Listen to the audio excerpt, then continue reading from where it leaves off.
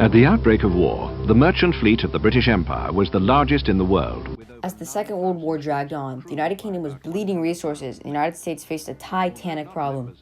They had to transport a large amount of resources to the United Kingdom as fast as possible, and so the Liberty ships took shape. However, by 1943, the United States wanted a ship design that would last longer than 5 years, 5 years being the shelf life of Liberty ships. So they took the designer of the Liberty ships, famous naval architect William Francis Gibbs, and told him to make a better Liberty ship. He took the design and changed it to be slightly larger, built better to last longer, with more weapons, taller funnel, to be welded and use a more efficient turbine, which is now cheaper, among others. And so they started construction. On the 30th of March, 1945, a new Victory ship started construction in the California Shipbuilding Yard, the SS American Victory.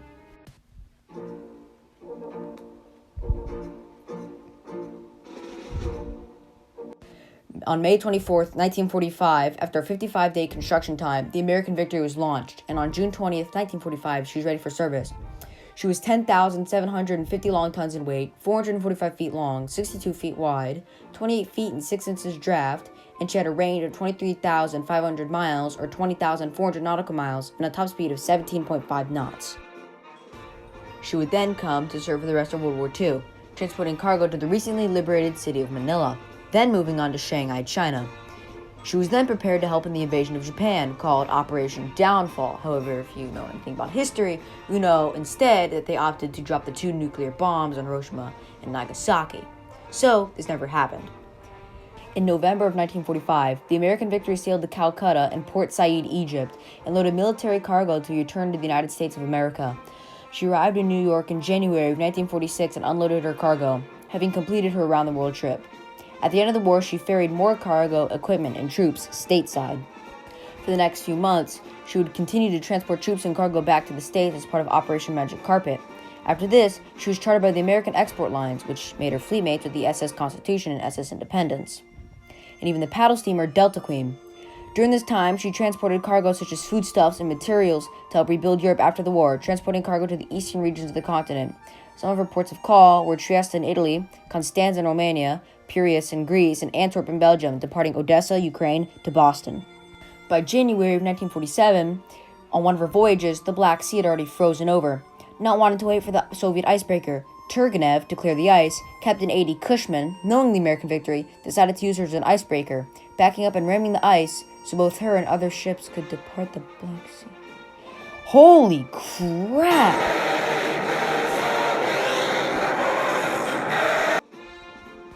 She was then laid up in the Hudson River Reserve Fleet until she was chartered by the commercial shipping lines United States Navigation Company during the Korean War from 1951 until January 1954, after which she was sent to the Sabine River Reserve Fleet in Texas. In 1963, plans were made to convert the American Victory and 14 other ships in her class, the forward depot vessels, to be loaded with material and stationed near potential flashpoints to provide American forces with pre-positioned supplies. This scheme was canceled in February of 1966 after only 3 conversions had been carried out. Had the American Victory been converted, she would have been renamed USNS Carthage and assigned pennant AG-185. The American Victory was removed from the reserve fleet in 1966 and chartered to the Hudson Waterways Corporation, who used her to ferry military equipment to American forces in southern Vietnam. She was deactivated again in October 1969 and placed in the James River Reserve Fleet in Lee's Hall, Virginia, where she remained until 1985. American Victory was then renovated as part of a program to determine the efforts needed to reactivate mothballed Victory ships. In June, after $2.5 million had been spent bringing her back up to fully operational condition, she sailed for just 26 hours before returning to the Naval Reserve Fleet.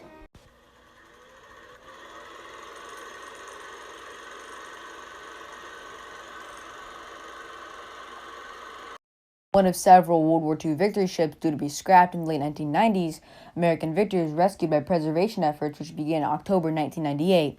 She arrived at Tampa, Florida under tow and began her new life as a museum ship and memorial on the 16th of September, 1999. State lawmaking under its own power for the first time in more than 30 years. It's a milestone local veterans have wanted for years, and Bay News 9's Zimmerman is on scene at the Port of Tampa with the story of the SS American Victory.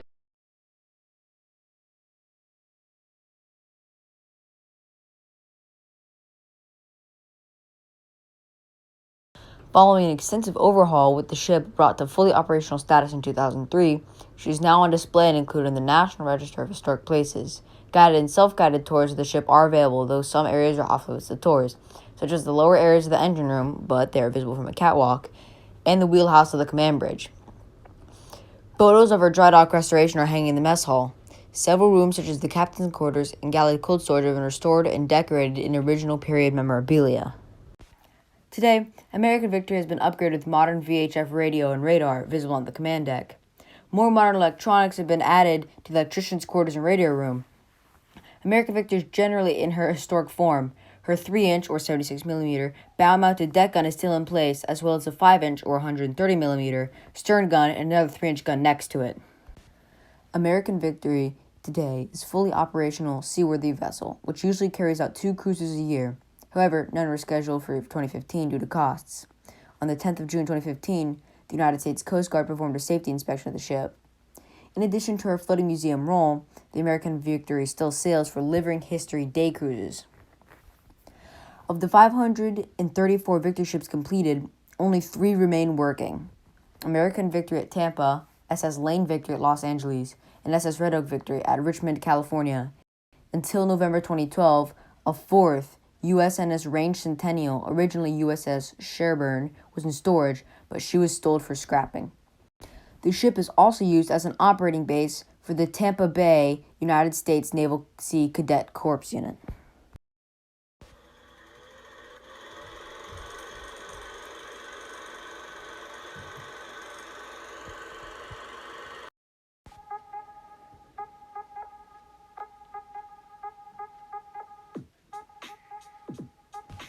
This is my 312:1 scale model of the SS American Victory. She is in the same scale as my big United States model. She's around 500 parts and is in her modern museum configuration, although she doesn't have her dazzle scheme because, well, that's kind of impossible with Lego. She is 52 studs long and 7 studs wide, being my largest uneven ship. She has a freeboard of 2 bricks and 1 plate at the lowest point, and 3 bricks and 1 plate at the highest point. I tried my best to recreate the ship entirely in Lego, however, I did have some trouble at some points. Mainly her aft superstructure area, her main superstructure area, her guns, and her cranes, but I do think I did pretty well. Of course, all criticism is welcome. I think my least favorite part about the model is how tall the superstructure is, but, I can live with it. She is surprisingly small. Less than half the size of my big United States model. However, she is the right size, which really helps show how large ocean liners like the SS United States and RMS Queen Mary really are. Interestingly enough, I found photos of her with and without her flying bridge, which is the little bridge thing on top of her bridge, which is used to help dock. However, I decided to include it on my model as it is included in her modern day configuration, and since there's AA mounts there, I assume it was part of her World War II configuration as well.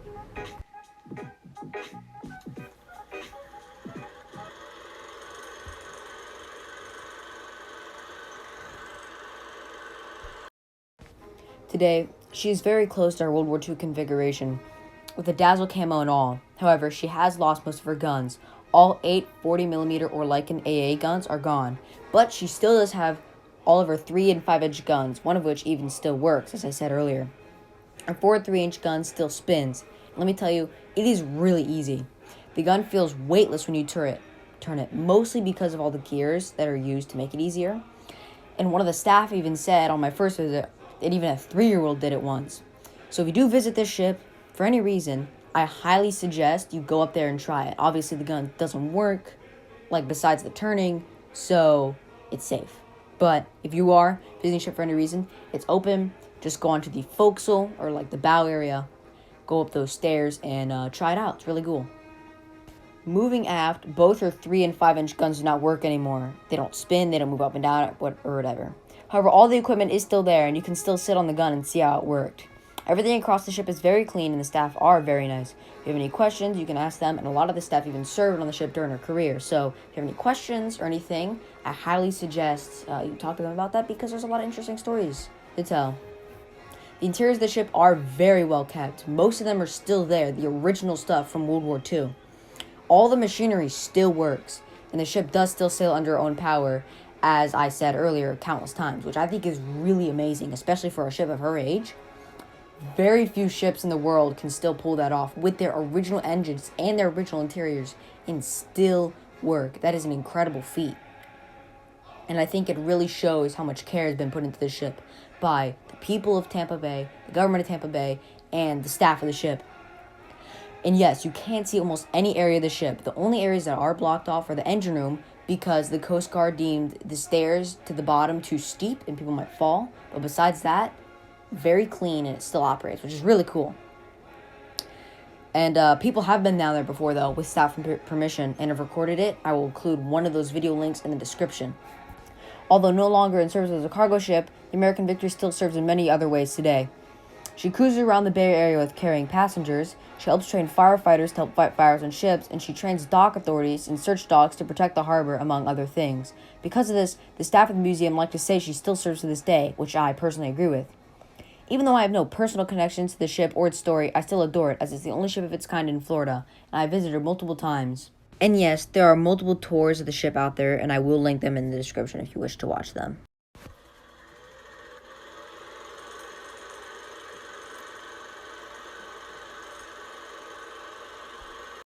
The SS American Victory is an amazing ship with a rich history and a career spanning 24 years, and today she still sits in Tampa as a reminder of a bygone era. She teaches new generations about history, and even though she no longer serves as a cargo ship, she still serves the people of Tampa Bay, Florida, and the entire world to this day.